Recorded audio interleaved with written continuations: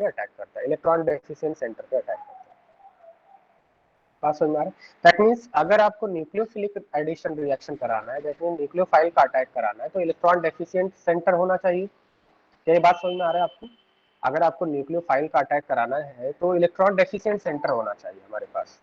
अगर आपको इलेक्ट्रोफाइल का अटैक कराना होगा, सपोज किसी स्पीसीज के ऊपर, लाइक यहाँ पे इलेक्ट्रोफिलिक सब्स्टिट्यूशन हो रहा है, तो किस टाइप का स्पीसीज होना चाहिए?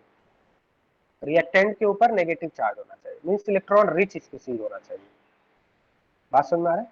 तो एक बात आप क्लियरली यहाँ पे आप समझ लीजिए कि जो न्यूक्लियोफाइल होता है वो हमेशा इलेक्ट्रॉन डेफिशिएंट सेंटर पे अटैक करता है, क्योंकि नेगेटिव ये इलेक्ट्रॉन रिच है, तो electron rich electron deficient centre पे अटैक करता है। तो इलेक्ट्रोफाइल कौन से स्पीसीज पे अटैक करेगा बताइए मुझे? इलेक्ट्रोफाइल, क्या इलेक्ट्रोफाइल भी इलेक्ट्रॉन डेफिशिएंट सेंटर पे अटैक करेगा? ये क्या करने के लिए जाएगा इधर इलेक्ट्रॉन डेफिशिएंट सेंटर? ये तो already electron deficient. Electrophile electron rich centre पे अटैक करता है, राइट? तो आज की क्लास में जो हमने पढ़ने वाले इलेक्ट्रोफिलिक सब्स्टिट्यूशन रिएक्शन, वो इलेक्ट्रोफाइल इलेक्ट्रॉन रिच स्पीसीज के ऊपर वहां पे अटैक करेगा। जैसे अगर हम बेंजीन की बात करें तो बेंजीन क्या इलेक्ट्रॉन रिच होता है?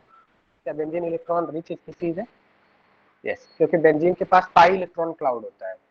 अगर आप बेंजीन का ऑर्बिटल डायग्राम देखें जो हमने कई बार मैंने बनाया है, तो बेंजीन के पास पाई इलेक्ट्रॉन क्लाउड होता है, तो इलेक्ट्रोफाइल यहाँ पे अटैक करता है।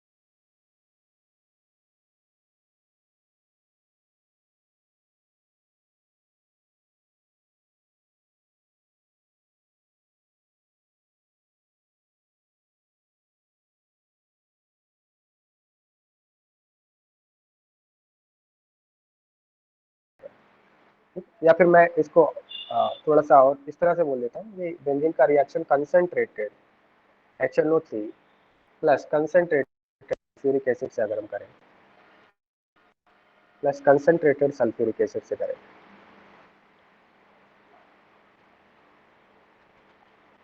तो यहाँ पे जो आपका कंपाउंड बनता है वो नाइट्रोबेंजीन बनता है।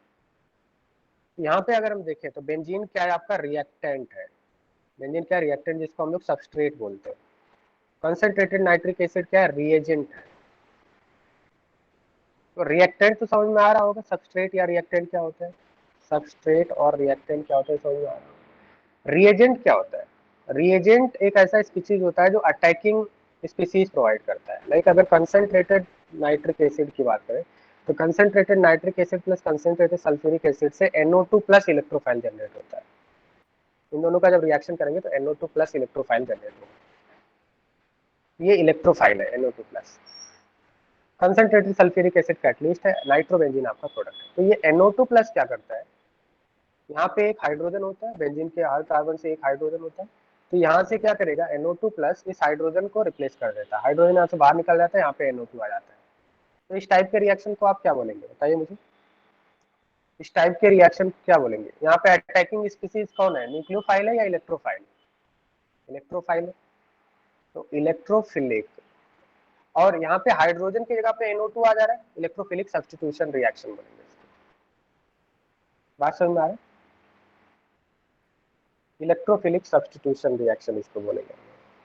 यही बात समझ में आ रहा है? इसको इलेक्ट्रोफिलिक सब्स्टिट्यूशन क्यों बोले? क्योंकि इलेक्ट्रोफाइल ने हाइड्रोजन को सब्स्टिट्यूट कर दिया। इलेक्ट्रोफाइल ने यहाँ पे जो हाइड्रोजन लगा हुआ था इसको सब्स्टिट्यूट कर दिया और यहाँ पे NO2 आ गया। Such type of reaction is called electrophilic substitution reaction. अगर बेंजीन इलेक्ट्रॉन डेफिशिएंट होता है तो क्या ये NO2 प्लस इस पे अटैक कर पाता? आंसर है नहीं, नो। बेंजीन इलेक्ट्रॉन रिच है तभी ये अटैक कर रहा है। अगर बेंजीन इलेक्ट्रॉन डेफिशिएंट होता तो अटैक नहीं कर पाया। अच्छा, इसी में अगर मान लिया मैंने इस तरह से कर दूं, मैं इसको फिनॉल से, फिनॉल का नाइट्रेशन कराऊं, इसको नाइट्रेशन बोलते हैं। मान लिया फिनॉल का concentrated nitric acid HNO3 and concentrated sulphuric acid से रिएक्शन कराऊं, और आपको बोला जाए फर्स्ट रिएक्शन का जो आपका रेट है वो R1 है, सेकंड रिएक्शन का रेट R2 है, क्या आप बता सकते हैं इनमें रेट किसका ज्यादा होगा, किस रिएक्शन की स्पीड ज्यादा होगी? एक बार हमने बेंजीन का नाइट्रेशन करा रहा है, दूसरी बार फिनॉल का नाइट्रेशन करा रहा है, फिनॉल का नाइट्रेशन करा रहा है।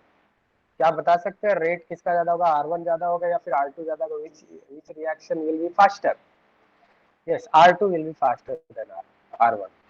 R2 will be faster than R1। Reason क्या है इसका? क्योंकि मैंने अभी बताया न्यूक्लियो इलेक्ट्रोफाइल उस जगह पे जाना पसंद करता है जहां पे इलेक्ट्रॉन डेंसिटी ज्यादा है। इलेक्ट्रॉन डेंसिटी ज्यादा किधर है? अगर हम OH की बात करें तो OH एक इलेक्ट्रॉन रिलीजिंग ग्रुप होता है, ये प्लस एम करता है, प्लस एम करेगा, OH इलेक्ट्रॉन रिलीज करेगा। तो बेंजीन, कौन सा बेंजीन ज्यादा इलेक्ट्रॉन रिच होगा? फिनॉल का बेंजीन ज्यादा इलेक्ट्रॉन रिच होगा, राइट। तो यहाँ पे NO2 प्लस ज्यादा प्रिफरेबली अटैक कर पाएगा, ज्यादा स्पीड से अटैक कर पाएगा, राइट। तो दैट्स व्हाई मैं बोल रहा हूँ कि जब फिनॉल का नाइट्रेशन करेंगे तो वो फास्टर होगा, बेंजीन का नाइट्रेशन स्लोअर होगा। तो बात एकदम ही क्लियर है कि जितना ज्यादा इलेक्ट्रॉन रिच बेंजीन होगा उतना ही फास्टर टेंडेंसी होगी इलेक्ट्रोफाइल के अटैक करने की। बात समझ में आ रहा है आपको? more electron rich the benzene center will be, faster will be the reaction of electrophilic substitution. So basically इसमें अगर हम ओवरऑल सब्स्टिट्यूशन रिएक्शन की बात करें, the overall reaction is the substitution of electrophile for a proton। जैसा अभी मैंने बताया प्रोटॉन यहाँ से लीव करता है और उसकी जगह प्रोटॉन की जगह पे इलेक्ट्रोफाइल आ जाता है on the aromatic ring, so it is electrophilic aromatic substitution। अगर मैं इसका मैकेनिज्म की बात करूँ, यहाँ पे जैसे मैकेनिज्म लिखा हुआ है, मैकेनिज्म का मतलब स्टेप बाय स्टेप प्रोसेस क्या हो रहा है। सबसे पहले क्या होता है, बेंजीन, बेंजीन का अटैक इलेक्ट्रोफाइल पे होगा। अच्छा यहाँ पे एक बात आपको ध्यान रखना है कि जब भी हम लोग एरो बनाते हैं तो इलेक्ट्रॉन रिच से इलेक्ट्रॉन डेफिशिएंट सेंटर की तरफ बनाते हैं। बात समझ में आ रहा है? तो बेंजीन इलेक्ट्रॉन रिच है तो हमेशा एरो बनाएंगे इलेक्ट्रॉन रिच से इलेक्ट्रॉन डेफिशिएंट की तरफ। बात समझ में आ रहा है? तो और यहाँ पे जो एरो बनाएंगे कुछ इस तरह से बनाएंगे, मीन्स बेंजीन का जब पाई इलेक्ट्रॉन क्लाउड है, पाई इलेक्ट्रॉन क्लाउड हो, E प्लस पे अटैक कर रहा है। E प्लस क्या है? इलेक्ट्रोफाइल है। हो सकता है वो इलेक्ट्रोफाइल NO2 प्लस हो, जस्ट फॉर अंडरस्टैंडिंग, या फिर Cl प्लस हो, इलेक्ट्रोफाइल कुछ भी हो सकता है। तो ये अभी तो आपका जनरल मैकेनिज्म बता रहे हैं, इसलिए यहाँ पे इलेक्ट्रोफाइल की जगह पे E प्लस लिखा हुआ है, ठीक है। तो ये यहाँ पे अटैक करेगा। जब ये अटैक करेगा तो अब इसको जैसे ये बॉन्ड जो है आपका, क्या आप जब एक पाई बॉन्ड को ब्रेक करेंगे इसको प्लस माइनस लिख सकते हैं? तो बताया तो जब कोई एक पाई बॉन्ड ब्रेक करते हैं तो एक को प्लस एक को माइनस लिख देते हैं, राइट। यहाँ पे प्लस हो गया, इधर माइनस हमने एज्यूम किया, इधर माइनस और प्लस, इस कार्बन पे माइनस और इधर प्लस, माइनस प्लस से एक बॉन्ड बन जाएगा। जैसे ए के ऊपर प्लस है, बी के ऊपर माइनस है, तो यहाँ पे प्लस माइनस से ए और बी के बीच में बॉन्ड बन जाता है। बात समझ में आ रहा है आपको? बताइए, सपोज ए के ऊपर माइनस है, बी के ऊपर प्लस प्लस है, तो ए और बी के बीच में बॉन्ड बन जाएगा। तो सिमिलरली यहाँ पे जब हमने बॉन्ड ब्रेक किया, हेलो स्टूडेंट्स, वॉइस आ रहा है क्या? रिप्लाई करेंगे कुछ? क्या मैं इसको ऐसे लिख सकता हूँ? अब देखिए यहाँ पे माइनस और प्लस, क्या ये माइनस और प्लस मिलके एक बॉन्ड नहीं बन जाएगा कार्बन और इलेक्ट्रोफाइल के बीच? ये बात समझ में आ रहा है आपको? यहाँ तक बात समझ में आ रहा है? ठीक है, यहाँ पे बॉन्ड बन जाएगा, राइट। अब यहाँ पे बताइए मुझे कि क्या ये स्टेप इजी होगा? क्या ये स्टेप इजी होगा? मतलब बेंजीन पहले एरोमेटिक था, अभी नॉन एरोमेटिक हो गया, ये नॉन एरोमेटिक हो गया, क्या ये स्टेप इजी होगा? नहीं। ये स्टेप कैसा होगा? फास्ट होगा या स्लो होगा? ये स्लो होगा। और मैंने लास्ट क्लास में बताया था स्लो स्टेप को RDS बोलते हैं, रेट डिटरमाइनिंग स्टेप बोलते हैं। तो ये RDS होगा। इतनी बात समझ में आ गया? क्योंकि जब इलेक्ट्रोफाइल बेंजीन के ऊपर अटैक कर रहा है, बेंजीन की एरोमेटिसिटी लूज हो रही है, benzene will lose its aromaticity, right. तो दैट मींस मोर स्टेबल से लेस स्टेबल बन रहा है, तो ये स्टेप स्लो होगा, इसीलिए कैटलिस्ट की जरूरत पड़ती है। बात समझ में आ रहा है? इसीलिए कैटलिस्ट की जरूरत पड़ती है, क्योंकि फर्स्ट स्टेप क्या है? स्लो है। फर्स्ट स्टेप कराना थोड़ा डिफिकल्ट है क्योंकि बेंजीन अपनी एरोमेटिसिटी लूज कर रहा है। अब ये फाइनल प्रोडक्ट नहीं। अब आप बोलेंगे सर यहाँ से तो होना ही नहीं चाहिए रिएक्शन। नहीं, ये फाइनल प्रोडक्ट नहीं है, इसके आगे फिर से एरोमेटिसिटी गेन कर लेगा। अभी आप देखेंगे नेक्स्ट सिस्टम में एरोमेटिसिटी गेन कर लेगा। अगर ये हमेशा के लिए एरोमेटिसिटी लूज कर देता है तो फिर ये रिएक्शन ही नहीं होता। कुछ समय के लिए एरोमेटिसिटी लूज किया है। बात समझ में आ रहा है आपको? ठीक है। तो यहाँ पे क्या हुआ, इलेक्ट्रोफाइल ने अटैक किया इस तरह से। नाउ यहाँ पे आपका पॉजिटिव चार्ज आ गया, तो यहाँ पे रेजोनेंस होगा इस तरह से, पॉजिटिव चार्ज डिलोक्लाइज, इधर से आपका रेजोनेंस होगा। इतनी बात समझ में आ रहा है आपको? क्या फर्स्ट स्टेप आप सभी को समझ में आ गया? स्टेप 1, जिसके बाद रेजोनेंस हो रहा है। नाउ अगर हम यहाँ पे बात करें तो रेजोनेंस हाइब्रिड यहाँ पे बना दिया मैंने, पॉजिटिव चार्ज इन 3 सेंटर्स पे आ रहा है, तो रेजोनेंस हाइब्रिड सिग्मा कॉम्प्लेक्स इसको बोलते हैं। This is called sigma complex arenium ion. Sigma complex इसलिए बोल रहे हैं क्योंकि एक न्यू सिग्मा बॉन्ड फॉर्म हो रहा है, राइट। यहाँ पे एक न्यू सिग्मा बॉन्ड फॉर्म हुआ है इलेक्ट्रोफाइल और बेंजीन के बीच में, इसलिए इसको सिग्मा कॉम्प्लेक्स बोलते हैं। तो स्टेप 1 आप सभी को समझ में आ गया, और स्टेप 1 स्लो क्यों है ये भी समझ में आ गया, राइट। नाउ स्टेप 2 पे आते हैं। स्टेप 2 में क्या होगा, अब हमें पता है कि ये स्टेबल नहीं है क्योंकि ये नॉन एरोमेटिक है, ठीक है। और दूसरी बात ये है कि पॉजिटिव चार्ज, जब भी आपका कोई भी चार्ज कंपाउंड जो होता है, चार्ज कंपाउंड स्टेबल नहीं होते, चार्ज कंपाउंड अनस्टेबल होते हैं। जब तक ये अपने चार्ज को न्यूट्रल नहीं कर देगा तब तक अनस्टेबल रहेगा। तो यहाँ से क्या होगा, फाइनल प्रोडक्ट ये नहीं हो सकता है। फिर नेक्स्ट स्टेप में क्या होता है, ये अपना H प्लस लूज कर देगा सॉल्यूशन में, सॉल्यूशन में H प्लस लूज कर देगा। तो जब यहाँ से H प्लस लूज करेगा तो ये वाले कार्बन के ऊपर कैसा चार्ज आएगा, माइनस आएगा। क्या इतनी बात समझ में आ रहा है? मैं इसको ऐसा दिखा देता हूँ, सपोज मान लिया इसको ऐसे कर दोगे, डबल डबल इधर प्लस और यहाँ से H प्लस लूज कर गया, इधर माइनस आ गया। क्या इतनी बात समझ में आ रहा है? ये वाला बॉन्ड अगर ब्रेक होगा तो H प्लस निकल गया, इधर माइनस आ जाएगा, माइनस प्लस मिलके यहाँ पे बॉन्ड बन गया। इतनी बात समझ में आ रही है? माइनस प्लस मिलके यहाँ पे बॉन्ड बन गया। तो यहाँ पे आप देख सकते हैं कि एरोमेटिसिटी इज रीगेन्ड, यहाँ से वापस से एरोमेटिक बन गया, एरोमेटिसिटी इज रीगेन्ड, वापस से एरोमेटिक बन गया। और इस पूरे रिएक्शन में क्या हुआ, बेंजीन के पास जो हाइड्रोजन था यहाँ से निकल गया और इसकी जगह पे इलेक्ट्रोफाइल आ गया। इसी को तो बोलते हैं सब्स्टिट्यूशन, मींस हाइड्रोजन की जगह पे in place of hydrogen electrophile आ गया। This is called substitution. और ये सब्स्टिट्यूशन किसकी हेल्प से हुआ है? पहले कौन किसने अटैक किया, इलेक्ट्रोफाइल या न्यूक्लियोफाइल? पहले इलेक्ट्रोफाइल ने अटैक किया, इसलिए इसको इलेक्ट्रोफिलिक सब्स्टिट्यूशन बोलते हैं। बात समझ में आ गया आप सभी को?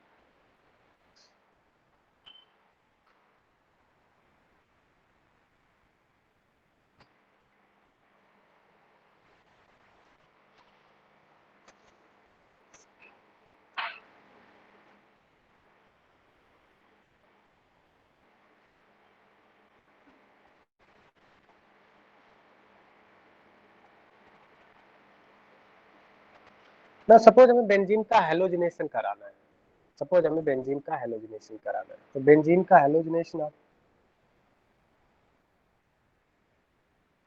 न्यूक्लियोफाइल अटैक नहीं कर सकता है, न्यूक्लियोफाइल अटैक नहीं कर सकते। कौन सा बोल रहा है ये न्यूक्लियोफाइल? ये न्यूक्लियोफाइल नहीं है, ये ऐसा है जैसे मान लिया C प्लस का एक काउंटर पार्ट है, जैसे मान लिया सल्फ्यूरिक एसिड था, या फिर यहाँ पे ये बेसिकली न्यूक्लियोफाइल का मतलब ये है कि इसका पार्ट है, ठीक है। आगे चल के हम लोग यहाँ पे देखेंगे न्यूक्लियोफाइल यहाँ पे अटैक नहीं कर पाएगा, न्यूक्लियोफाइल यहाँ पे अटैक नहीं कर पाएगा, ठीक है। न्यूक्लियोफाइल फर्स्ट स्टेप पे तो बिल्कुल नहीं अटैक कर पाएगा क्योंकि इलेक्ट्रॉन रिच है। ये न्यूक्लियोफाइल नहीं है, ये इसी का एक पार्ट है, इलेक्ट्रोफाइल का पार्ट है, वो आगे हम लोग डिस्कस करेंगे अभी, ठीक है, छोड़िए। सपोज अगर हम हेलोजिनेशन की बात करें, halogenation of bromine, so halogenation के लिए क्लोरीन और bromine in presence of Lewis acid लेना पड़ेगा, AlCl3 या FeCl3 लेना पड़ेगा। Like fluorination and iodination of benzene and arenes are rarely perform, ठीक है। तो बेसिकली हम लोग अगर हमें सपोज बेंजीन से क्लोरोबेंजीन बनाना है या फिर ब्रोमोबेंजीन बनाना है तो Br2 in presence of FeBr3 catalyst लेते हैं हम लोग। यहाँ से आपका Br प्लस इलेक्ट्रोफाइल जनरेट होता है, Br प्लस इस पर अटैक करेगा, फिर वापस से क्या होगा, FeBr4 माइनस H प्लस लेगा और यहाँ से ब्रोमोबेंजीन बन जाएगा। तो इसको हम लोग देखते हैं कि मैकेनिज्म कैसा होगा इसका।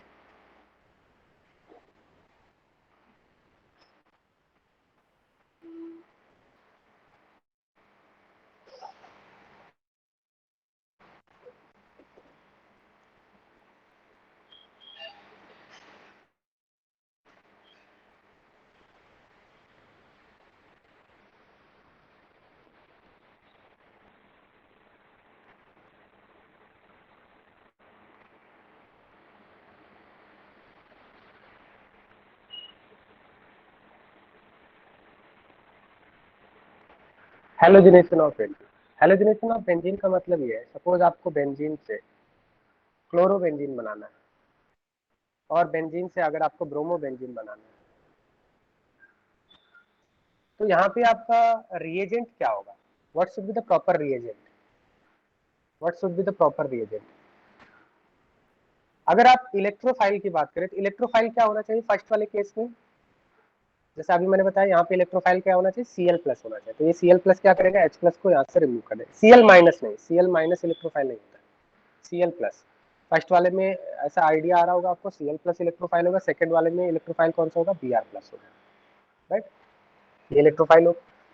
अब इसमें जो रिएजेंट होता है, यहाँ पे जो हम लोग रिएजेंट लेते हैं X2 in presence of AlX3, या फिर जैसे फर्स्ट वाले केस में Cl2 in presence of AlCl3, या फिर आप ले सकते हैं Cl2 in presence of FeCl3 ले सकते हैं, Cl2 in presence of FeCl3 ले सकते हैं, AlCl3 या FeCl3। यहाँ पे AlCl3 या FeCl3 क्या है, ये आपका कैटलिस्ट है,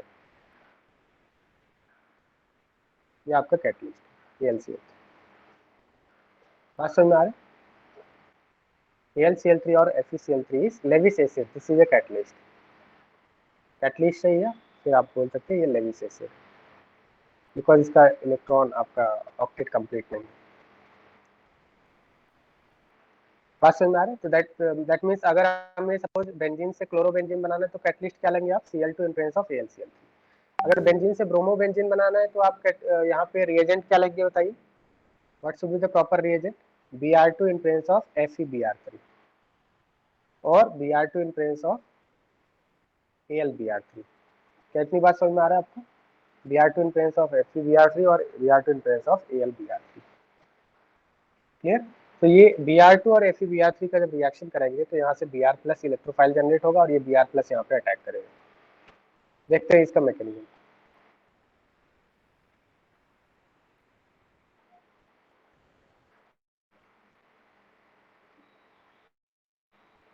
अगर हम इसका मैकेनिज्म देखें तो स्टेप वन क्या होगा, step one is generation of electrophile, generation of electrophile. हमने यहाँ पे क्या लिखा है, AlCl3 ले रखा है। AlCl3 एक लेविस एसिड है, इलेक्ट्रॉन डेफिशिएंट है, 6 इलेक्ट्रॉन है एल्यूमिनियम के पास, और इसके साथ हमने Cl2 ले रखा है। Cl2 इलेक्ट्रॉन रिच है because of its lone pair. मुझे आप ये बताना कि अगर हमने ओनली Cl2 लिया होता तो क्या ये रिएक्शन होता, अगर ओनली Cl2 लिया होता तो Cl2 तो आपका न्यूट्रल होता है, और Cl2 क्या है, Cl2 में अब आप बोलेंगे सर Cl प्लस ले लो, तो Cl प्लस ऐसे तो एग्जिस्ट नहीं करता ना, क्योंकि चार्ज स्पीसीज को हम सेपरेट नहीं कर सकते। अगर आप बोले कि रूम टेम्परेचर पर Cl प्लस एग्जिस्ट करता, नहीं, ये कहीं से बनाया जाता है, पहले हम लोग इसको कहीं से बनाएंगे फिर उसके बाद वापस से अटैक कराएंगे। बात समझ में आ रहा है, तो Cl प्लस कहीं ना कहीं से तो बनाना पड़ेगा ना, रूम टेम्परेचर पे एग्जिस्ट नहीं करते हैं चार्ज स्पीसीज, चाहे वो कैटायन हो, कार्बोकैटायन, कार्बोनाइन, फ्री रेडिकल, ये रूम टेम्परेचर पे एग्जिस्ट नहीं करते हैं, रूम टेम्परेचर पे ओनली न्यूट्रल स्पीसीज एग्जिस्ट करते हैं। पहले तो Cl प्लस बनाना पड़ेगा ना हमें, और Cl प्लस बनाने के लिए क्या करना पड़ेगा हमें, Cl2 in presence of AlCl3, AlCl3 catalyst की हेल्प लेनी पड़ेगी।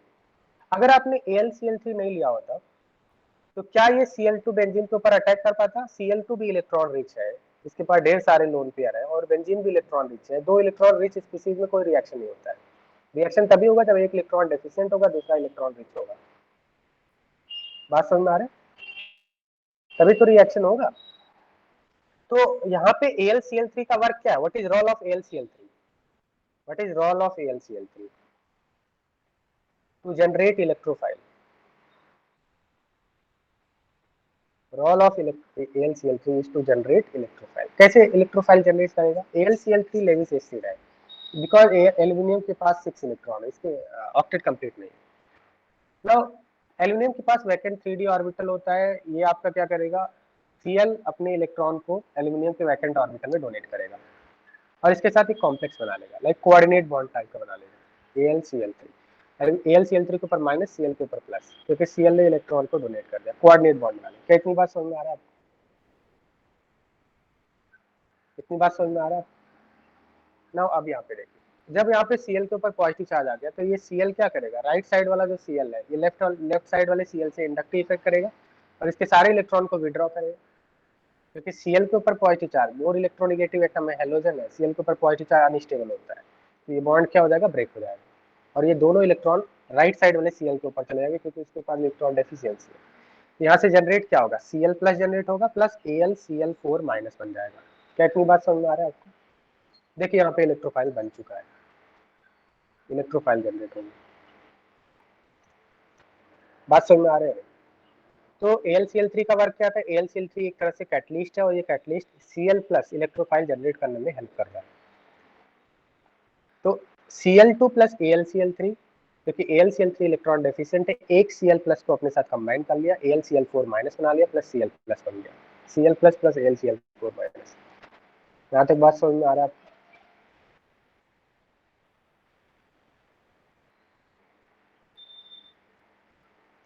हेलो स्टूडेंट्स, वॉइस आ रहा है आप सभी को? बताइए। स्टेप 2 में क्या होगा? Attack of electrophile, attack of electrophile on benzene ring, attack of electrophile on benzene ring. अब यहाँ पे जो Cl+ इलेक्ट्रोफाइल बना है, ये बेंजीन रिंग पे अटैक करेगा। अटैक हमेशा कहाँ से दिखाते हैं? हाई इलेक्ट्रॉन डेंसिटी से लो इलेक्ट्रॉन डेंसिटी दिखाते हैं। यहाँ पे क्या बनेगा आपको? आप इसको ऐसा इमेजिन कीजिए, ये प्लस था, इधर माइनस था, ऐसा इमेजिन कीजिए।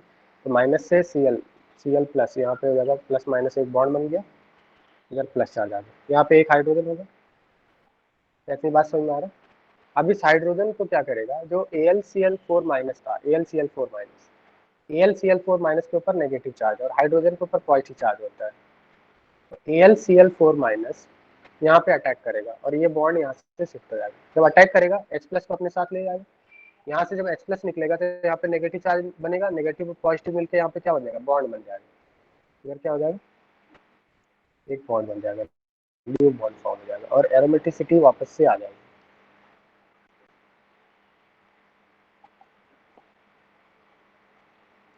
ये आपका इस तरह से हो जाएगा, इधर Cl हो जाएगा प्लस AlCl3 प्लस HCl बन जाएगा। इतनी बात समझ आ रहा है? AlCl4- ने यहाँ से H+ निकाल दिया, H+ निकाला, यहाँ नेगेटिव चार्ज बना, नेगेटिव पॉजिटिव डबल बॉन्ड बन गया, एरोमेटिसिटी रीगेन हो गई। फाइनल प्रोडक्ट क्या बन गया? क्लोरोबेंजीन बन गया। प्लस AlCl3, देखो यहाँ पे कैटलिस्ट है AlCl3। कैटलिस्ट की प्रॉपर्टी होती है कि कैटलिस्ट सिर्फ रिएक्शन को इनिशिएट करते हैं, कैटलिस्ट कभी भी रिएक्शन में पार्टिसिपेट नहीं करते हैं, इनिशिएट करते हैं। इनिशिएट करना, पार्टिसिपेट करना दोनों अलग अलग बातें हैं। इनिशिएट करना मतलब ये इलेक्ट्रोफाइल जनरेट करने में हेल्प कर रहा है, बट क्या कैटलिस्ट का कोई भी पार्ट रिएक्शन में इन्वॉल्व हुआ है? जैसे कैटलिस्ट पहले था वैसे ही बाहर निकल गया AlCl3, जैसा हमने कैटलिस्ट को डाला था वैसे ही बाहर निकल गया। क्या कैटलिस्ट का कोई भी पार्ट रिएक्शन में इन्वॉल्व हुआ है? नहीं, ये सिर्फ रिएक्शन को इनिशिएट किया है। बात समझ में आ रहा है? तो कैटलिस्ट डू नॉट इन्वॉल्व और participate in the reaction, catalyst initiate the reaction, that's it. क्या ये बात समझ में आ रहा है? कैटलिस्ट रिएक्टेंट से रिएक्ट नहीं करता है, रिएक्शन को सिर्फ इनिशिएट करता है और वापस से चुपचाप निकल जाता है। रिएक्शन को इनिशिएट करेगा और वापस से निकल जाएगा। बात समझ में आ रहा है? जैसे AlCl3 आपने इसमें ऐड किया था वैसे ही बाहर निकल जाएगा और यहाँ पे फाइनल प्रोडक्ट बन गया क्लोरोबेंजीन। इस पूरे रिएक्शन में क्या हो रहा है? यहाँ पे जो हाइड्रोजन था, हाइड्रोजन की जगह पे इलेक्ट्रोफाइल Cl आ गया, इस तरह से देख सकते हैं। तो यहाँ पे electrophile, this is called electrophilic substitution reaction. Is it clear to all of you?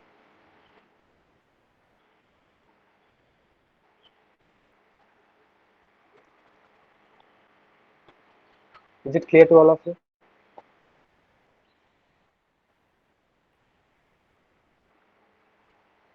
तो इसका मतलब अगर हमें बेंजीन से क्लोरोबेंजीन बनाना है तो Cl2 in presence of AlCl3, Cl2 in presence of FeCl3 भी ले सकते हैं एटलीस्ट, या फिर कभी कभी ऐसा भी लिखा होता है Cl2 in presence of Fe, only Fe लिखा है तो भी आपका वर्क सेम ही होगा, तो भी सेम ही वर्क होगा। अगर ओनली Fe लिखा है तो भी सेम वर्क होगा। बात समझ में आ रहा है आपको? आप इनमें से कोई भी एक ले सकते हैं, कोई भी एक रिएजेंट आप ले सकते हैं।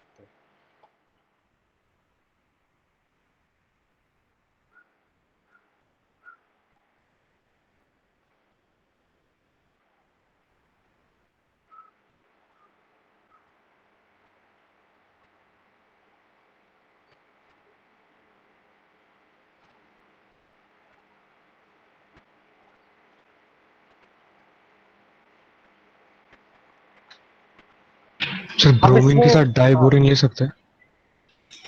ब्रोमीन नहीं, ब्रोमीन वाली रिएक्शन नहीं होती जनरली। अगर आपको हैलोजिनेशन कराना है तो या तो क्लोरीनेशन हो सकता है, या फिर इस जो आपका प्रोसेस है इससे ब्रोमिनेशन हो सकता है। फ्लोरिनेशन बहुत ही डिफिकल्ट होता है क्योंकि एफ बॉन्ड काफी स्ट्रॉन्ग होता है, इसलिए फ्लोरिनेशन डिफिकल्ट होता है। तो F2 अगर AlF3 ले रहा है तो वो रिएक्शन नहीं हो पाएगी, रिएक्शन की जो स्पीड है बहुत ही स्लो होती है क्योंकि F bond is very strong, तो यहाँ से इलेक्ट्रोफाइल जनरेट करना बहुत ही मुश्किल होता है। इसलिए यहाँ पे लिखा है देखिए कि fluorination and iodination of benzene are rarely performed. ये आपको दिख रहा है यहाँ पे? ये फ्लोरिनेशन में एफ बॉन्ड काफी स्ट्रॉन्ग होता है और आयोडीनेशन में आयोडीन आयोडीन बॉन्ड बहुत ही वीक होता है, तो बहुत ही फास्ट रिएक्शन हो जाता है, उसको कंट्रोल करना बहुत ही मुश्किल होता है। तो Cl2 और Br2 का जो रेट होता है वो मॉडरेट होता है, इसलिए Cl2 और Br2 को ही जनरली हम लोग प्रेफर करते हैं।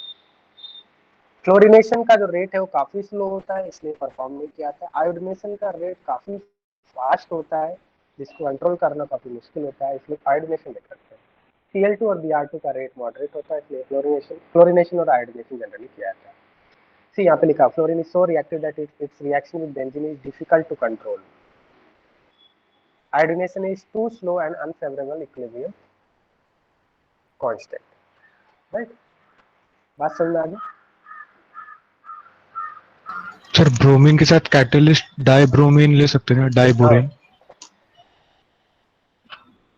डाइबोरेन नहीं लेते हैं, FeBr3 लेंगे या फिर AlBr3 लेंगे, डाइबोरेन नहीं लेते।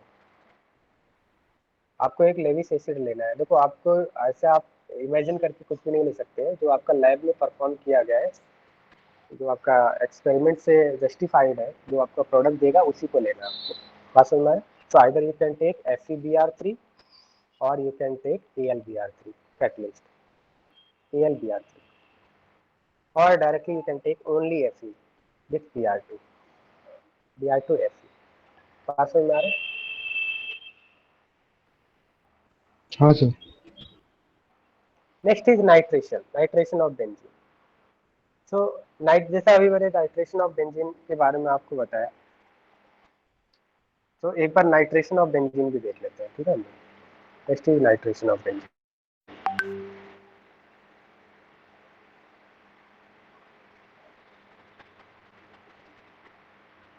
इसमें जो आपका रिएजेंट होता है, reagent is nitration of benzene का मतलब क्या है? जैसे मान लिया सपोज आपको बेंजीन से नाइट्रो बेंजीन बनाना है, बेंजीन अगर आपको नाइट्रो बेंजीन बनाना है तो यहाँ पे रिएजेंट क्या होगा? What should be the proper reagent? Can you tell me what should be the proper reagent? Nitration of benzene, benzene अगर नाइट्रो बेंजीन बनाना है तो what should be the proper reagent? Electrophile क्या होना चाहिए? इलेक्ट्रोफाइल NO2 प्लस इलेक्ट्रोफाइल होना चाहिए, electrophile NO2 plus होना चाहिए। और आपका रिएजेंट क्या होगा? तो यहाँ जो रिएजेंट होता है,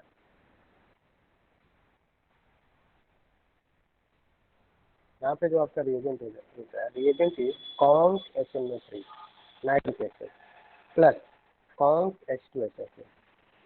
ये हमें रिएजेंट ऐड करें, ये रिएक्टेंट हो गया और ये रिएजेंट ऐड करेंगे तो ये आपको प्रोडक्ट मिलेगा, cons HNO3 plus cons H2SO4।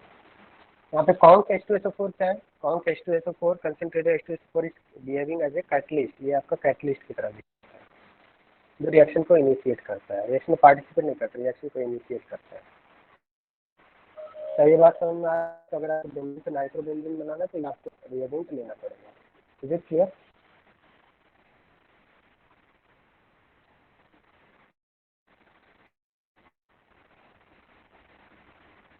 और फिर मैकेनिज्म में स्टेप 1 देखेंगे हम। स्टेप 1 क्या होगा? Generation of electrophile, generation of electrophile. अब जैसे हमने कॉन्स H2SO4 लिया है, हम कॉन्स HNO3 लिया, HNO3 कैसा होगा आपका? इस तरह से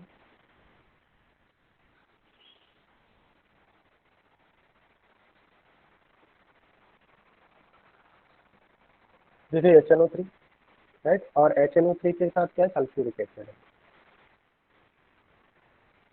सल्फ्यूरिक एसिड क्या करेगा? सल्फ्यूरिक एसिड एक आपका H प्लस यहाँ से लूज करेगा। सल्फ्यूरिक एसिड क्या होगा?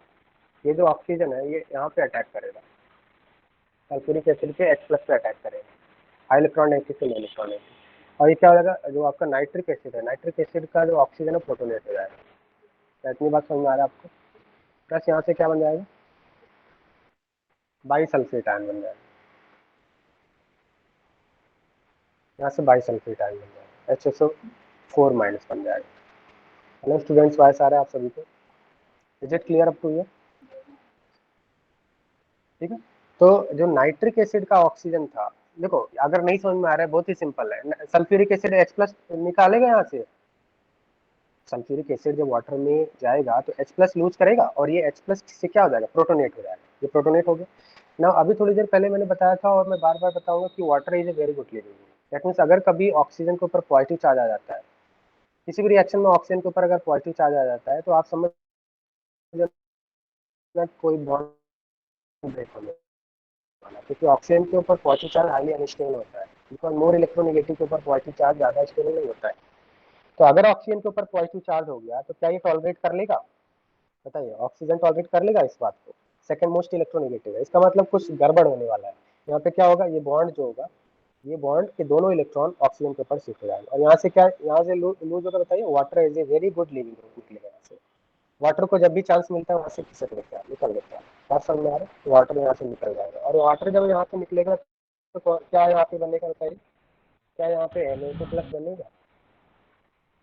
ये NO2 और क्योंकि बॉन्ड के दोनों इलेक्ट्रॉन ऑक्सीजन के ऊपर चले गए, यहाँ पे आ जाएगा, NO2 प्लस इलेक्ट्रोफाइल यहाँ से जनरेट कर गया, इलेक्ट्रोफाइल बन चुका है, इलेक्ट्रोफाइल बन गया। प्लस इस साइड से क्या मिला था, HSO4 माइनस, ये तो क्योंकि एक H प्लस से प्रोटोनेट हो गया, वाटर निकल गया, HSO4 माइनस बना, ये इलेक्ट्रोफाइल जनरेट हो गया। इलेक्ट्रोफाइल कैसे जनरेट हुआ समझ में आया? अगर आपने सल्फ्यूरिक एसिड नहीं लिया होता तो क्या ये इलेक्ट्रोफाइल जनरेट होता? सल्फ्यूरिक एसिड का रोल समझ में आ रहा है, what is role, what is use of sulphuric acid? या अगर सल्फ्यूरिक एसिड आप ऐड नहीं करते तो इलेक्ट्रोफाइल जनरेट नहीं करता, अगर इलेक्ट्रोफाइल जनरेट नहीं करता तो बेंजीन पे अटैक कैसे होता? राइट। सल्फ्यूरिक एसिड का रोल क्या है, it generates electrophile, NO2 plus electrophile generate होता है। नेक्स्ट स्टेप में क्या होगा, स्टेप 2 में अब ये इलेक्ट्रोफाइल बेंजीन के ऊपर अटैक करेगा, बात समझ में आ रहा है? क्योंकि बेंजीन इलेक्ट्रॉन रिच होता है और इस NO2 प्लस को इलेक्ट्रॉन की तलाश है, राइट, तो बेंजीन के ऊपर अटैक करेगा, बात समझ में आ रहा है नहीं, बताइए यस और नो? स्टेप 2, स्टेप 2 क्या होगा, attack of electrophile, attack of electrophile on benzene ring,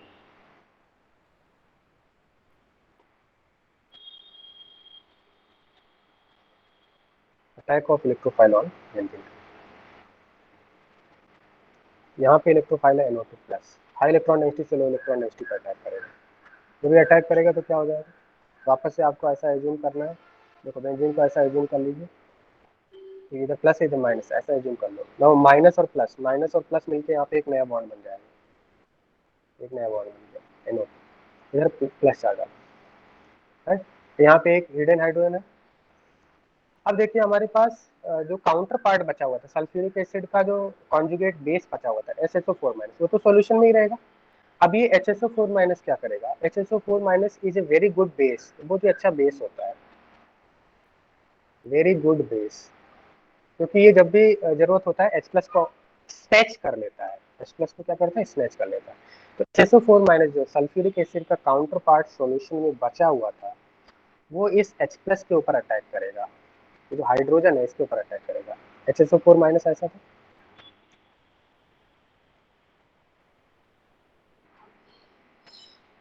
hydrogen निकलने के बाद यही बचा हुआ था ना, बताइए समझ में आ रहा है या नहीं? ये माइनस चार्ज यहाँ पे अटैक करेगा, जो यहाँ से अटैक करेगा ये बॉन्ड शिफ्ट हो जाएगा और यहाँ से क्या बन जाएगा बताइए, वापस से जब HSO4 माइनस यहाँ से H प्लस ले जाएगा अपने साथ तो क्या बन जाएगा बताइए, HSO4 माइनस H प्लस को यहाँ से ले जाएगा तो क्या बन जाएगा, सल्फ्यूरिक एसिड बन जाएगा, तो यहाँ से सल्फ्यूरिक एसिड निकल गया H2SO4, इसको नीचे लिख देता है, सल्फ्यूरिक एसिड H2SO4 यहाँ से निकल गया, प्लस प्लस क्या बना, मुझे बताना, जब यहाँ से H प्लस निकलेगा तो यहाँ से H प्लस ले गया, HSO4 माइनस लेकर निकल गया, यहाँ पे माइनस आ जाएगा, माइनस प्लस मिलकर यहाँ पे बॉन्ड बन जाएगा, वापस से एरोमेटिसिटी गेन हो जाएगी, कंपाउंड स्टेबल हो जाएगा, प्रोडक्ट स्टेबल हो जाएगा, बात समझ में आ रहा है नहीं? ये जो HSO4 माइनस है हाइड्रोजन को लेके निकल गया, यहाँ पे क्या हो गया, H प्लस लेके निकला तो यहाँ माइनस आ जाए। अरे ये बॉन्ड जब ब्रेक होगा यहाँ से H प्लस निकलेगा तो यहाँ माइनस चार्ज नहीं आएगा, और ये माइनस प्लस मिलके यहाँ पे वापस से बॉन्ड नहीं बन गया, राइट, यहाँ से वापस से बॉन्ड बन जाएगा। ये क्या बन जाएगा आपका फाइनल प्रोडक्ट, क्या मिलेगा, फाइनल प्रोडक्ट क्या मिलेगा आपको, नाइट्रोबेंजीन, राइट। और यहाँ पे देखिए सल्फ्यूरिक एसिड, क्या सल्फ्यूरिक एसिड का कोई भी पार्ट रिएक्शन में इन्वॉल्व हुआ है, जैसा आपने ऐड किया वैसे ही निकल गया, देखिए वैसा ही निकल गया, रीजनरेटेड। तो क्या कैटलिस्ट रिएक्शन में इन्वॉल्व होता है, do catalyst participate in the reaction, no. तो फिर काम क्या है इसका, इट इनिशिएट्स द रिएक्शन, बात समझ में आ रही है, it initiates the reaction, catalyst is reason, जैसा आपने ऐड किया वैसा ही चुपचाप बाहर निकल गया, रिएक्टेंट और रिएजेंट को लड़ा दिया और वापस से आप खुद से अपना से चुपचाप बाहर निकल गया, बात समझ में आ रही है, वही कुछ काम हो रहा है सही। तो क्या ये समझ में आ रहा है आप सभी को पूरा रिएक्शन, नाइट्रेशन ऑफ बेंजीन सभी स्टोन्स को समझ में आ रहा है।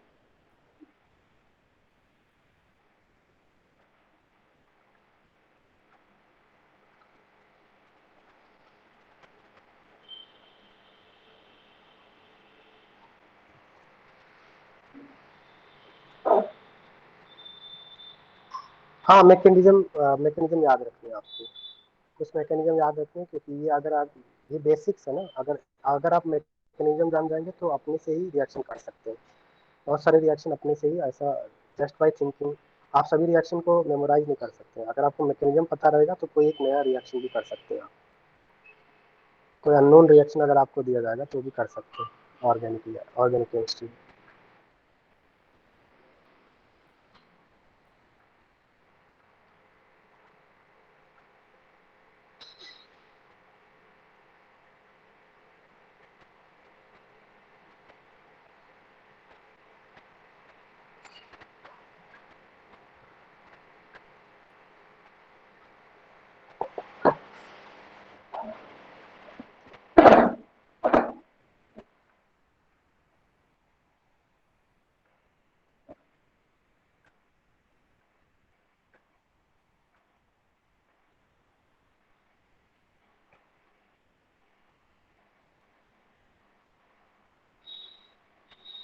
तो अगर सपोज मैं इस तरह से एक क्वेश्चन देता हूँ, कुछ ऐसा क्वेश्चन है, बेंजीन और बेंजीन का हमने रिएक्शन किया conc HNO3 plus conc H2SO4, इस रिएक्शन का रेट R1 है। सेकंड में मैंने इस तरह से दिया आपको टॉलिन, टॉलिन का रिएक्शन कर रहे हैं कॉन्क HNO3 कॉन्क H2SO4 से, और थर्ड रिएक्शन हम लोग कर रहे हैं, थर्ड रिएक्शन हमने लिया है यहाँ पे NO2 nitrobenzene conc HNO3 conc H2SO4, इस रिएक्शन का रेट R1, फर्स्ट का रिएक्शन R1, सेकंड का रिएक्शन R2, थर्ड का रिएक्शन R2।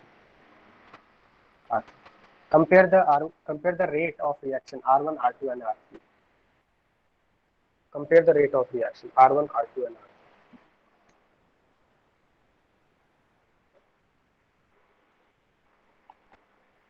अच्छा, यहाँ पे अगर हम देखें CH3 क्या होता है, इलेक्ट्रॉन रिलीजिंग ग्रुप होता है, हाइपर कॉन्जुगेशन करता है, प्लस आई करता है। NO2 इलेक्ट्रॉन विड्रॉइंग ग्रुप होता है, माइनस एम करता है, माइनस आई करता है।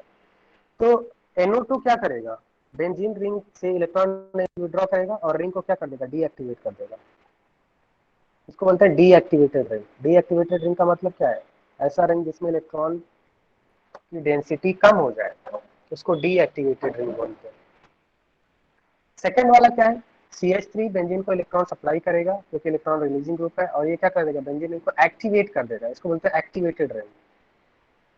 मुझे बताइए कि कौन सा benzene ring, electron density in benzene ring, अगर हम बोले electron density in benzene ring, सबसे पहले आप बताइए इलेक्ट्रॉन डेंसिटी इन कौन से बेंजीन रिंग में है, टॉलेन, उसके बाद आपका बेंजीन, और मिनिमम इलेक्ट्रॉन डेंसिटी कौन से बेंजीन रिंग में है, नाइट्रोबेंजीन। इतनी बात समझ में आ रहा होगा आपको। अब इन सभी में इलेक्ट्रोफाइल कौन सा जनरेट होगा, इन सभी रिएक्शन में इलेक्ट्रोफाइल कौन सा जनरेट होगा, NO2 प्लस। इलेक्ट्रोफाइल तो सभी में सेम है, इलेक्ट्रोफाइल को क्या जरूरत है, इलेक्ट्रॉन, इलेक्ट्रॉन डेंसिटी जिस बेंजीन रिंग में ज्यादा मिलेगा उसको, उस वहां पे रिएक्शन फास्टर होगा।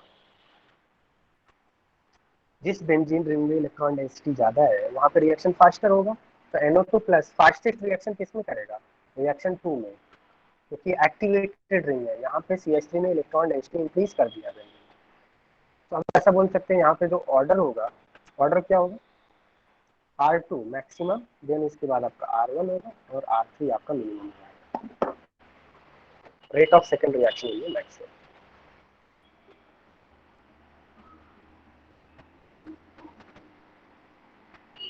ठीक है, बात समझ में आ रहा है।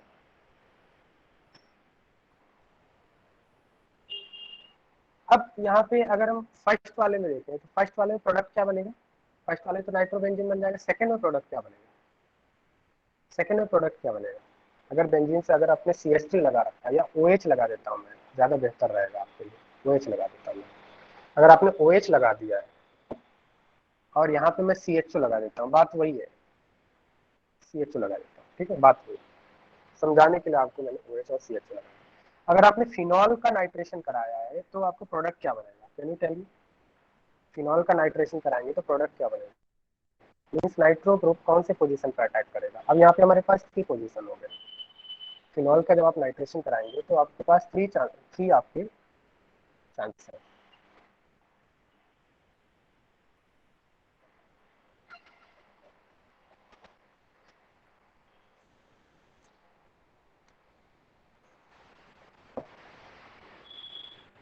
तो यहाँ पे हम लोग सबसे पहले, अगर मैं बात करूँ रेजोनेटिंग स्ट्रक्चर, और अगर हम रेजोनेटिंग स्ट्रक्चर ऑफ फिनॉल बनाए, फिनॉल का अगर हम रेजोनेटिंग स्ट्रक्चर बनाए तो कुछ इस तरह से बनता है।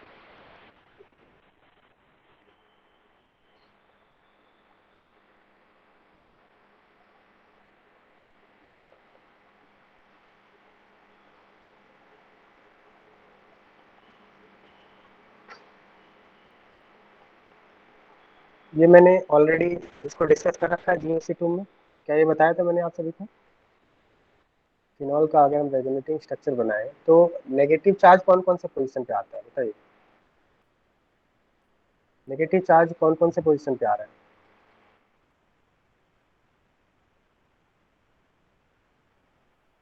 नेगेटिव चार्ज कौन कौन से पोजीशन पे आ रहा है, ऑर्थो एंड पैरा। तो इसका मतलब इलेक्ट्रोफाइल कौन से पोजीशन पे अटैक करेगा बताइए, जहाँ पे हाई इलेक्ट्रॉन डेंसिटी है। हाई इलेक्ट्रॉन डेंसिटी कहाँ पे आ रहा है, ऑर्थो और पैरा पोजीशन पे आ रहा है। तो इलेक्ट्रोफाइल कहाँ पे अटैक करेगा, आइदर एट ऑर्थो पोजीशन और eight para position, right. Either eight ortho position, जब NO2 प्लस आएगा तो या तो यहाँ पे अटैक करेगा या फिर यहाँ पे अटैक करेगा, जहाँ पे हाई इलेक्ट्रॉन डेंसिटी मिल रहा है उसको।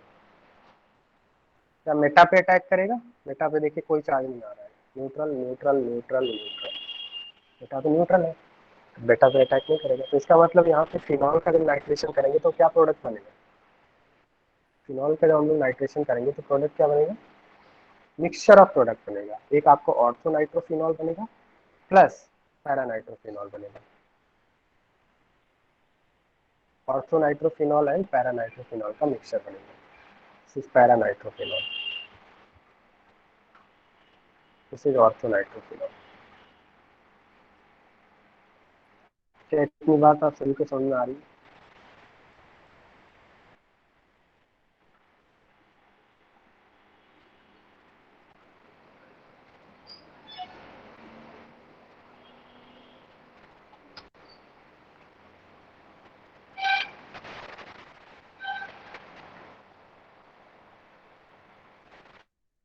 अगर आपसे पूछा जाए which is more stable, ortho nitrophenol and para nitrophenol में, तो आपका आंसर क्या होगा, ortho nitrophenol and para nitrophenol में मोर स्टेबल कौन है,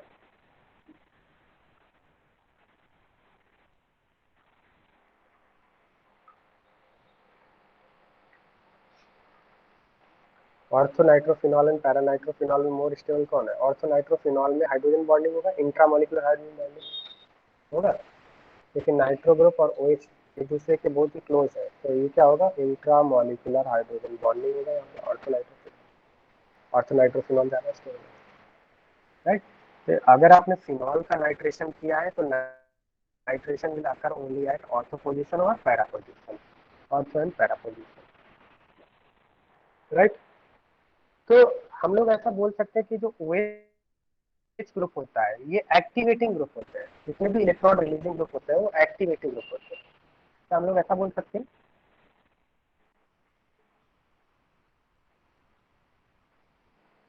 यहाँ पे एक स्टेटमेंट हम लोग ऐसा लिख सकते हैं, इलेक्ट्रॉन रिलीजिंग ग्रुप और प्लस एम ग्रुप्स, OH क्या है, प्लस एम ग्रुप है ना, plus M groups are ortho para directing, ऐसा स्टेटमेंट आता है, ortho para directing and activating groups.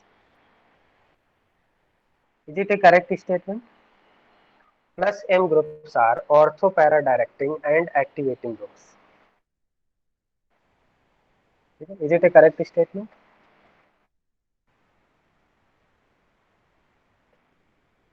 Plus directing का मतलब क्या है कि अगर आपका बेंजीन से कोई प्लस एम ग्रुप लगा हुआ है तो वो क्या करता है, ऑर्थो एंड पैरा पोजीशन पे इलेक्ट्रॉन डेंसिटी इंक्रीज करता है और इलेक्ट्रोफाइल को मजबूर कर देता है ऑर्थो एंड पैरा पोजीशन पे अटैक करने के लिए।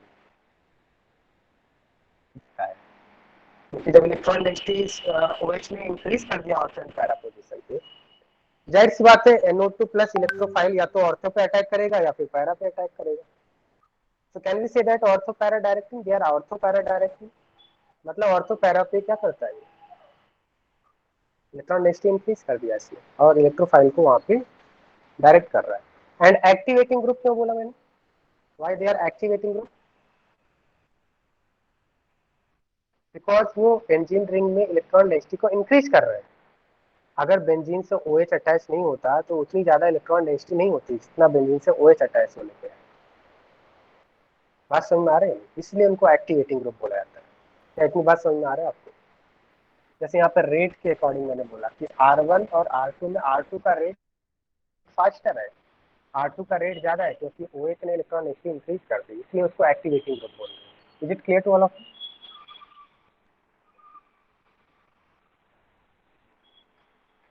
नाउ अगर हम बेंजल डिहाइड का reaction concentrated nitric acid concentrated sulphuric acid से करें तो प्रोडक्ट क्या बनेगा बताइए? बेंजल डिहाइड का रिएक्शन करें, नाइट्रेशन करें, प्रोडक्ट क्या बनेगा? तो इसके लिए हमें बेंजल डिहाइड का रेजोनेटिंग स्ट्रक्चर देखना होगा। Resonating structure of benzyl डिहाइड।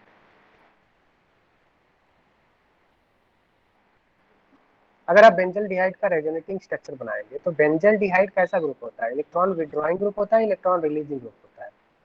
मैंने आपको बताया था अगर किसी ग्रुप में CO आ रहा है, C डबल बॉन्ड आ रहा है तो वो विड्रॉइंग होता है। विड्रॉइंग का मतलब क्या है, अभी एरो किधर बनेगा, टॉप टू बॉटम बनेगा या बॉटम टू टॉप बनेगा? बॉटम टू टॉप बनेगा, मतलब CHO इलेक्ट्रॉन बेंजीन के इलेक्ट्रॉन को विड्रॉ करेगा, राइट। CHO बेंजीन के इलेक्ट्रॉन को विड्रॉ करेगा, तो यहाँ पे जो एरो बनेगा ऊपर की तरफ बनेगा, फिनॉल वाले में एरो नीचे की तरफ बन रहा है, राइट। तो यहाँ पे क्या होगा, इधर प्लस आ जाएगा और CO माइनस H हो जाएगा। वापस से जब ये इधर जाएगा, अब ये पॉजिटिव चार्ज क्या होगा, डीलोकलाइज होगा।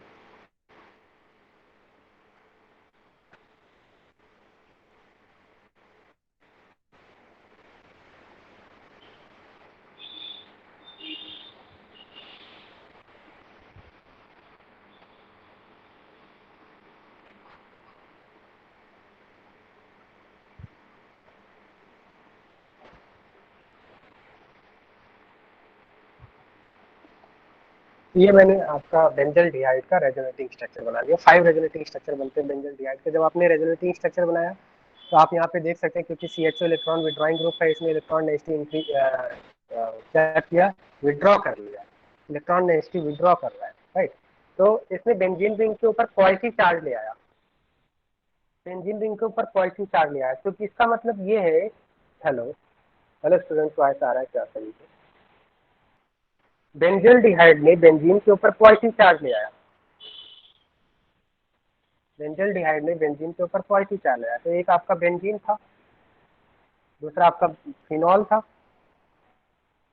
और थर्ड आपका क्या था, बेंजल डिहाइड। तो फिनॉल ने तो बेंजीन रिंग के ऊपर पॉजिटिव चार्ज नेगेटिव चार्ज लाया था इलेक्ट्रॉन रिलीज करके, और बेंजल डिहाइड ने पॉजिटिव चार्ज ले आया।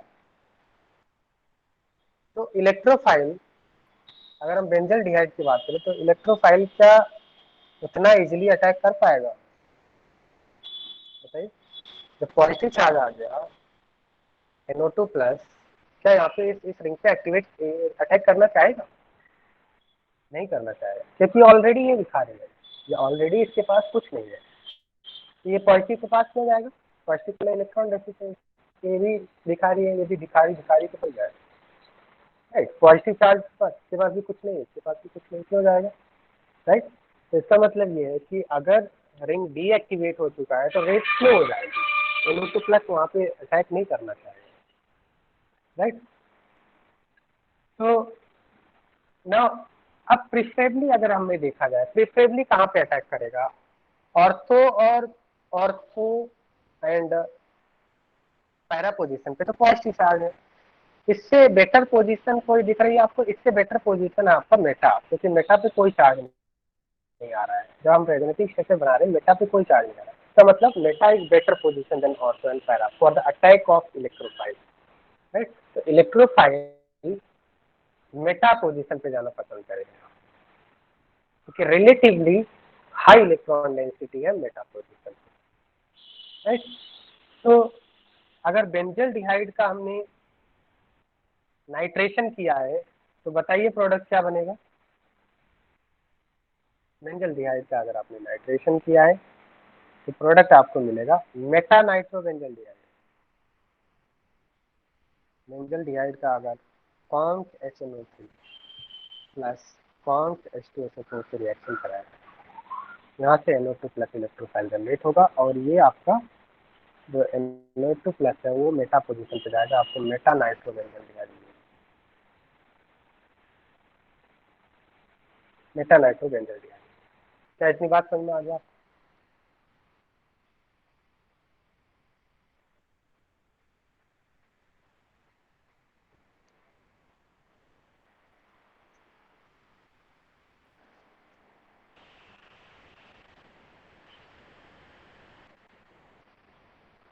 अगर आपने नाइट्रोबेंजीन का conc HNO3 plus conc H2SO4 से रिएक्शन करें तो क्या प्रोडक्ट बनेगा?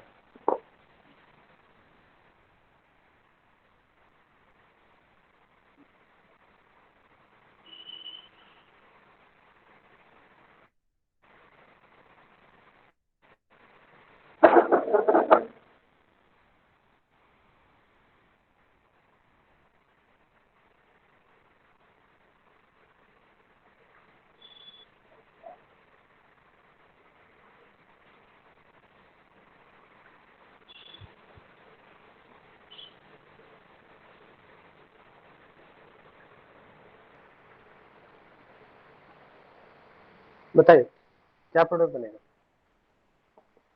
सबसे पहले तो ये बताइए कि क्या ये रिएक्शन इजी होगा या डिफिकल्ट होगा? इस रिएक्शन का रेट कैसा होगा? Can you comment about the rate of this reaction? The rate of this reaction will be very slow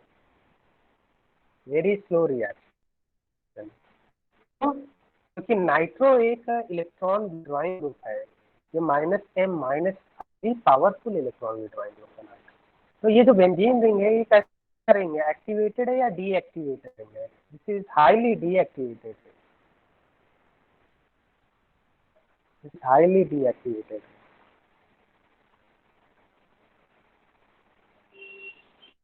इस रिंग के पास ऑलरेडी ढेर सारा पॉजिटिव चार्ज है, तो NO2 प्लस इधर अटैक करना नहीं चाहेगा। हाँ, अगर आप रिएक्शन कराना चाहते हैं तो हीट करना पड़ेगा,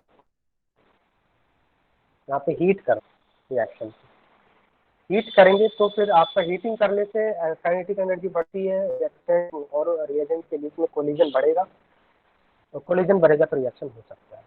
तो यहाँ पे आपको हीट करना पड़ेगा, बिना हीट किए आप रिएक्शन नहीं करा सकते। अदर इस वाले में हीट करने की जरूरत नहीं है, बट ये क्योंकि NO2 पावरफुल विड्रॉइंग होता है, रिंग को डीएक्टिवेट कर चुका है, तो NO2 प्लस यहाँ पे अटैक करना नहीं चाहेगा, यहाँ पे हीट करना पड़ेगा। और हीट करने के बाद क्या बनेगा? नाइट्रो ग्रुप आपका कहाँ पे आएगा? मेटा पोजीशन पे आएगा, तो 1,3 dinitrobenzene, 1,3 dinitrobenzene. तो क्या हम लोग ऐसा बोल सकते हैं, यहाँ पे एक स्टेटमेंट लिखता हूँ, आप बताइए स्टेटमेंट ट्रू और फॉल्स है। Minus N groups, minus N group like CHO, NO2, COOH, minus N groups होते हैं are deactivating groups and meta directing, is it a correct statement? Plus M groups are ortho para directing, minus M groups are meta directing, right? Yeah. Minus M groups are deactivating groups and meta directing. क्या यहाँ तक किसी student को कोई problem है, बताइए।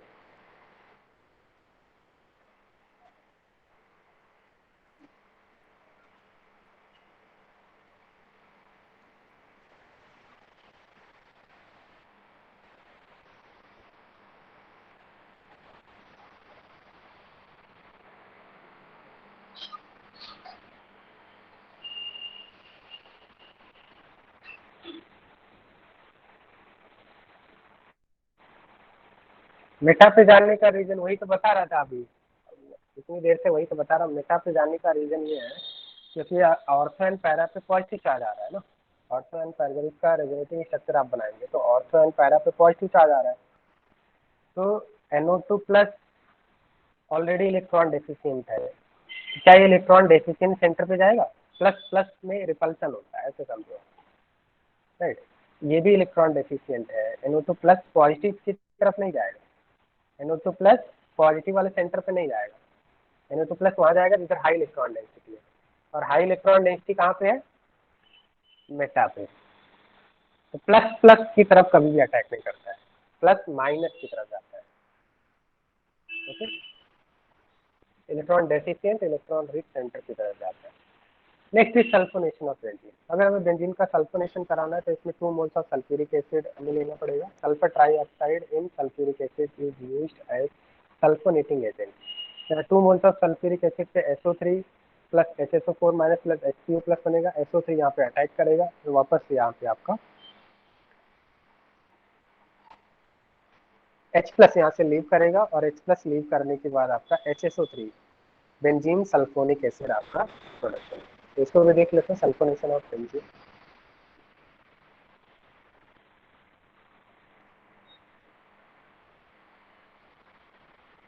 Sulphonation of benzene,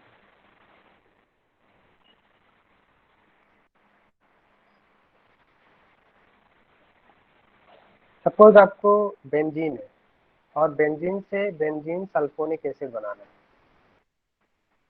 HSO3H, sorry SO3H, benzene से benzene sulphonic acid बनाना है, बेंजीन सल्फोनिक एसिड।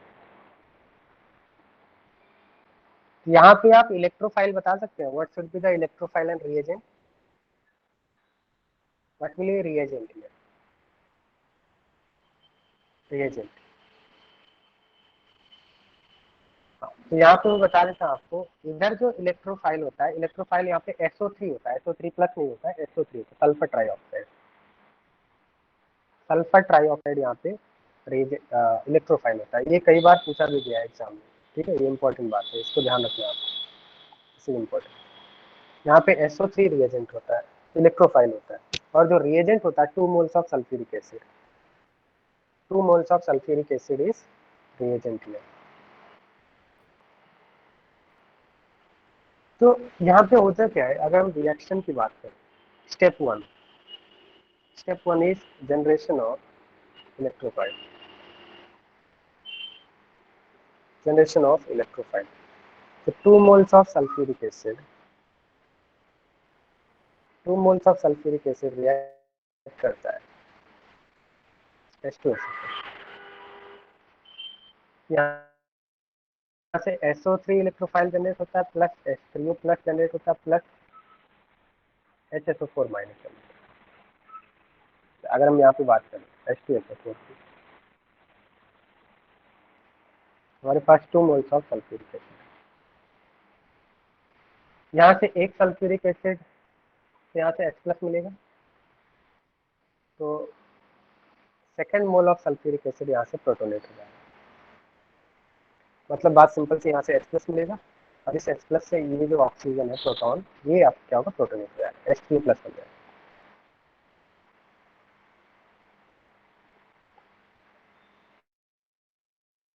क्या इतनी बात समझ में आ रही है? बताइए, is it clear to you? ना ऑक्सीजन के ऊपर पॉजिटिव चार्ज आ रहा है तो क्या होगा, यहाँ से water is a very good element निकल जाएगा। बात समझ में आ रही है नहीं? बताइए, वाटर यहाँ से निकल जाए, इधर सल्फर के ऊपर कैसा चार्ज आएगा, प्लस चार्ज आएगा, वाटर निकल गया। अब सल्फर के ऊपर प्लस चार्ज आएगा, यहाँ से H+ निकल जाएगा, -H+। यहाँ से H+ निकलेगा, तो H+ निकलेगा, जब माइनस और माइनस और प्लस मिलकर क्या बन जाएगा, SO3 बनेगा। SO3 बन गया। बात समझ में आ रहा है? क्लियर? और ये वाला जो H+ था, ये इधर जाके वापस से सल्फ्यूरिक एसिड बना लेगा।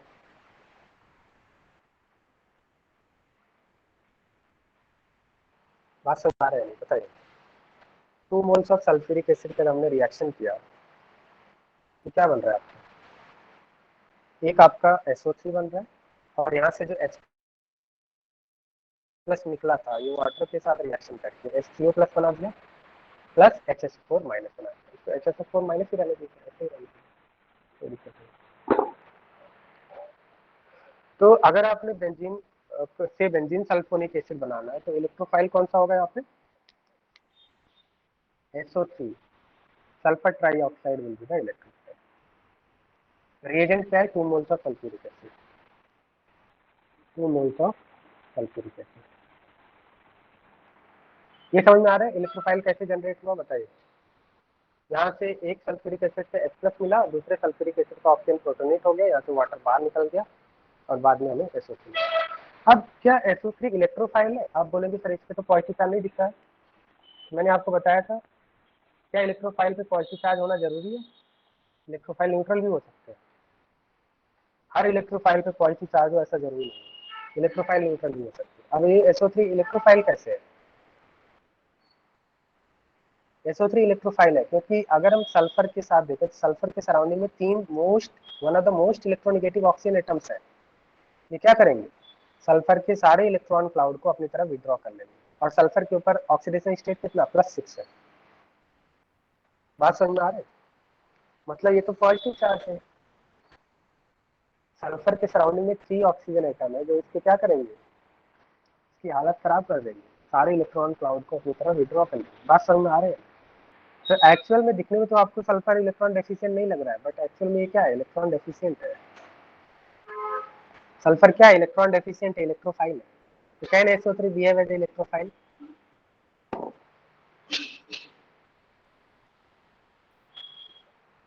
SO3 is electrophile here, right. अब ये SO3 क्या करेगा, स्टेप 2 क्या होगा, स्टेप 2 में attack of electrophile on benzene ring, attack of electrophile on benzene ring. तो बेंजीन रिंग पे अटैक करा दिए इलेक्ट्रोफाइल को, ये आपका बेंजीन हो गया, and this is SO3 +6 charge. यहाँ पे क्या होगा, हाई इलेक्ट्रॉन डेंसिटी से लो इलेक्ट्रॉन डेंसिटी का अटैक हो,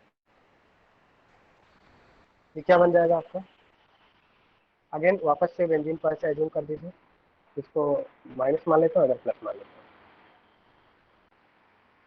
यहाँ पे क्या हो जाएगा, प्लस हो जाएगा, इधर एक बॉन्ड बन जाएगा, H डबल बॉन्ड 2, और यहाँ से एक पाई बॉन्ड शिफ्ट हो जाएगा, 2 - डबल बॉन्ड।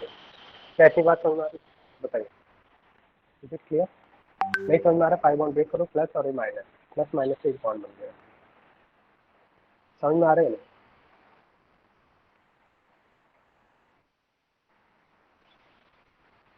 क्या माइनस प्लस से बॉन्ड बनेगा, वायस आ रही है?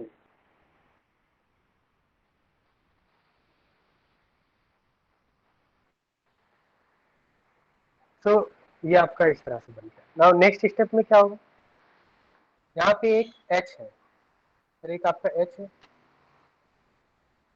बात समझ में आ रही है? ये H+ यहाँ से यहाँ ट्रांसफर हो जाएगा, इसको बोलते हैं प्रोटॉन ट्रांसफर। प्रोटॉन ट्रांसफर होगा तो क्या होगा, यहाँ से H+ निकला, इधर minus charge, minus plus double bond, aromaticity regained. यहाँ पे क्या होगा, H डबल बॉन्ड हो, डबल बॉन्ड हो, OH, और इसको ऐसा लिख सकते हैं बेंजीन SO3H। ये बन गया बेंजीन सल्फोनिक एसिड, प्रोडक्ट बन गया final product benzene sulphonic acid. बात समझ में आ रही है। तो यहाँ पे अगर हम देखिए फाइनल प्रोडक्ट हो गया, इसमें रिएजेंट क्या था, रिएजेंट था आपका 2 मोल्स ऑफ सल्फ्यूरिक एसिड, इसमें से 1 मोल क्या था, 1 मोल तो आपका रिएजेंट था और दूसरा मोल कैटलिस्ट की तरह बिहेव कर रहा था। रिएजेंट क्या था, सल्फ्यूरिक एसिड था, जिसमें से 1 मोल तो आपका अटैक कर रहा है और दूसरा मोल जो आपका सल्फ्यूरिक एसिड का है वो एज ए कैटलिस्ट बिहेव कर रहा है। बात समझ में आ रहा है।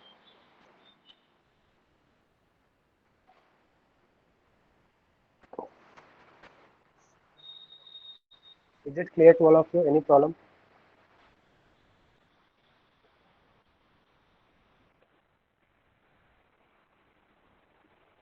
हेलो स्टूडेंट, वाइट आ रही है आप सभी को?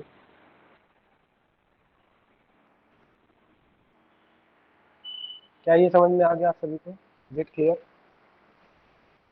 Yes.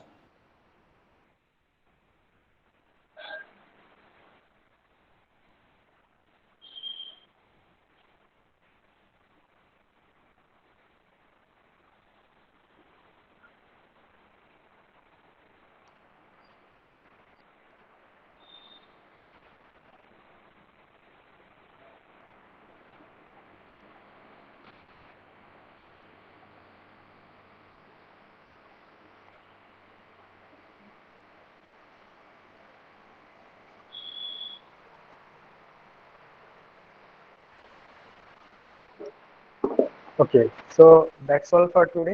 नेक्स्ट क्लास में हम लोग यहाँ से कंटिन्यू करेंगे। तो आज की क्लास में जो भी हमने सीखा इसको आप रिवाइज कर लेना, मैं आपको लेक्चर नोट सेंड कर दूँगा। फाइन। हाँ,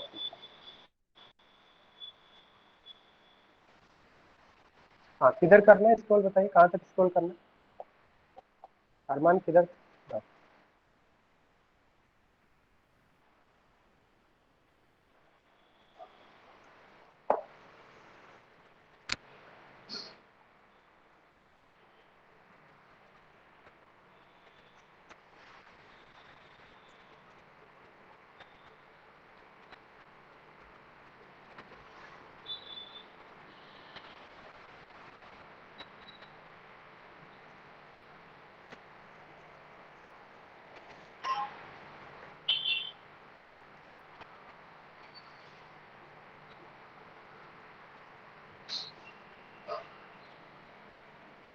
okay, fine. Okay students, so next class में मिलते हैं हम लोग। That's all for today. आप इसको रिवाइज कर लेना और ORM 2 की सीट में सेंड कर देता हूँ आपको व्हाट्सएप ग्रुप पे। Okay, bye.